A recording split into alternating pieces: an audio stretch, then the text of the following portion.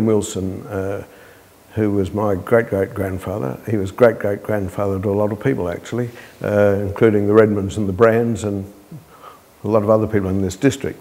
But as you may have heard, he had what was obviously an outstanding garden and orchard in Petticoat Lane. Family legend has it that John Riddoch saw the vines and the fruit trees growing at Wilson's on the red soil, and then brought down the experts and advisors who went on and advised him to establish the fruit colony of Coonawarra. And then legend has it again that William Wilson was his practical advisor in planting that. It was a major project. There were 30 or so colonists. At that time, had 740 acres already planted. 270 acres were vines and 260 acres were orchards. It was half vineyard and half orchard. The first vintage was picked in 1895, and 1,800 gallons of wine were made in a shed at the nursery under the supervision of the third nurseryman, Frederick Wood. There was no official winemaker at that stage.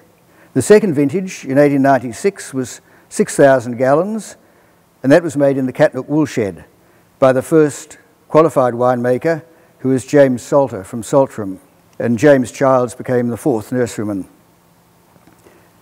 The third vintage in March 1897 was 16,000 gallons, and it was made in the new cellars, which had been designed by Salter, very much on his family winery design. The same year, in 1897, the first vintage of 1895 was bottled and labelled Coonawarra. The following year, in 1898, the fourth vintage, Ewan McBain succeeded Salter as winemaker. He had been a star pupil at Roseworthy and stayed in the district for many years. And in the same year, December 1898, the Coonawarra railway siding opened, which really did facilitate export, principally to London for the wine. In July 1901, John Riddoch died at Yalham, aged 73, and his estate sold the winery to Chateau Tanunda in 1910, and then it transferred again to the Milne family in 1917 as Chateau Comorme.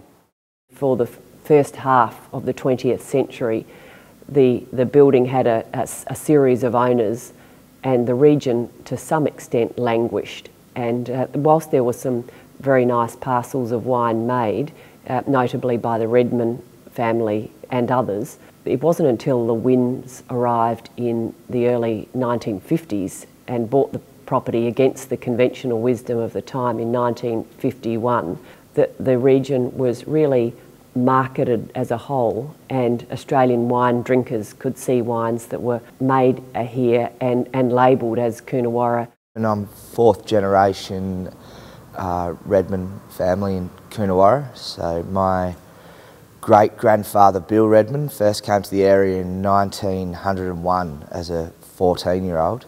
Moving somewhere as a 14-year-old and starting work in a winery, knowing nothing about it, and then creating sort of, I guess, you know, a legacy that he has throughout the area is a pretty special effort from.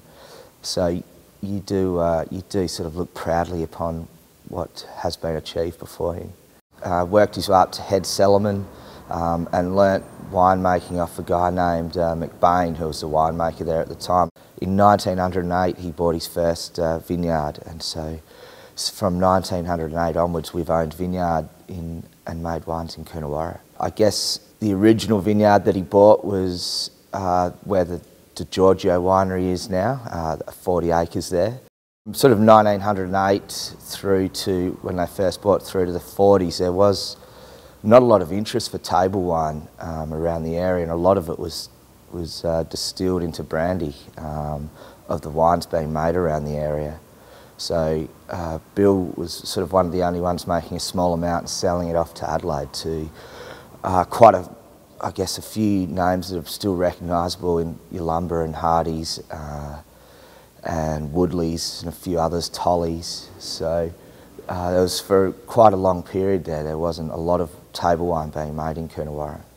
Bill went up to a couple of shows and they started sort of recognising Coonawarra as a bit of a label or region, And then I guess in the 40s things sort of started getting more and more recognition, and that's when they sort of started becoming more interested in Coonawarra and wanting to buy vineyards and make wine down here. You know, they were selling to Penfolds, Yolumba, Hardy's, then Mildara started having an interest, and so some of these bigger companies all started having an interest down here. So that's when it really started to take shape as a region as such. They asked, and his two sons, my grandfather Owen and his brother Don, to plant a vineyard and make wine for him and set it all up. So they did that for Mildara. Then Penfolds asked to do the same thing, and they did that again. Bought 40 acres, or found 40 acres for them to both buy, and set up the vineyards, made the wines for them, and shipped it away for them. It was then sort of into the 60s when Lindemans had bought a bit of wine off them. They decided that they wanted the same thing to happen, and my grandfather and my great-grandfather had decided they didn't want to go through the task of planting more vineyards and setting it all up again for someone else and making for someone else. So that was when Lindemans came through with an offer to buy Rouge Homme, the label and the vineyard around the area, and they got a pretty good offer that they couldn't refuse, so they sold that.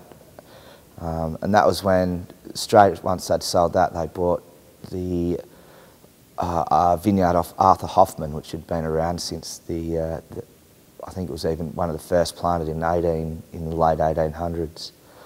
So that was, sold that, bought that, and started up the Redmond label as it is now. That was some of the original Shiraz plantings in Coonawarra, and on, you know, probably some of the best dirt, Terra Rossa dirt in Coonawarra as well. I used to do school holidays experience at the old Rouge Homme winery, which was then owned by Lindemans. Started in 1970, and then finished high school in 1973, and then did all of 1974 at Rouge Homme. So that was my first vintage. And an interesting aspect of that was that for someone's infinite wisdom, they decided to move John Vickery down to Coonawarra at that point in time. So in terms of a mentoring opportunity, it was tremendous, and it also corresponded with the development of the then Rouge Homme winery into what it is as a winery today.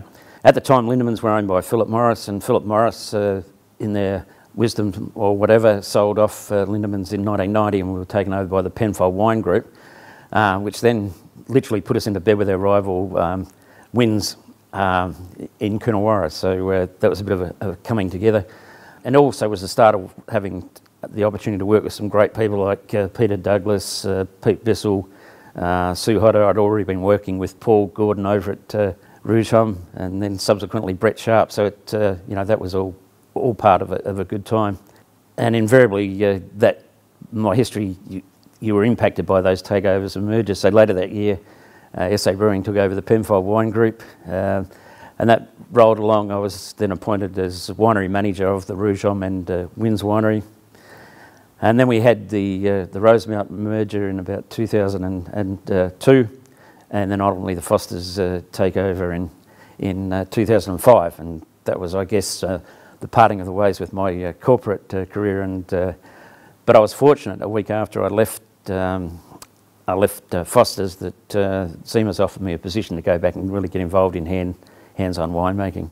But it's amazing to go back and with some of the museum stocks that are in the district and look back at the wines from the 50s and 60s and see that despite their lightness and despite the fact that they may have only been picked at 11 to 12 Beaumet, that they still have significant life.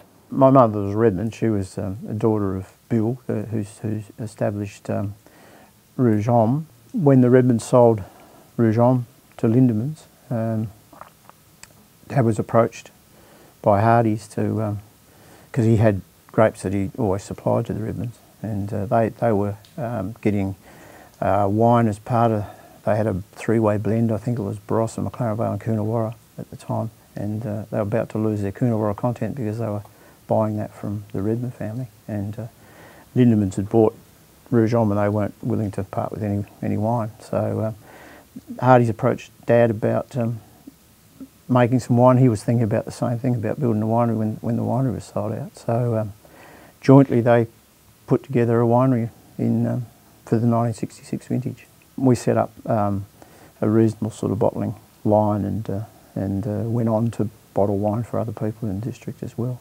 I think we were about the first of the landholders within the district that had, you know, were graziers that had turned some of their land into viticulture. After that, the floodgates opened. My father had bought a block of land in just over the V&A lane in Coonawarra from his uncle, and his uncle had said, you know, there's a good red bank on the front of that, George. Grow a vineyard one day. Eric Brand had started off Lera. He needed some more grapes. He didn't have the money, I don't think, to plant any more vineyards. He was a good mate of Dad's.